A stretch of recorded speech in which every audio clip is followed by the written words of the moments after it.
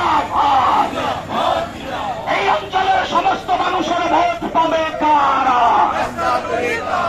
অঞ্চলের সমস্ত মানুষের ভোট পাবে কারা? এই সন্ত্রাসের বিরুদ্ধে লড়াই করে ভোটে জিতবে কারা?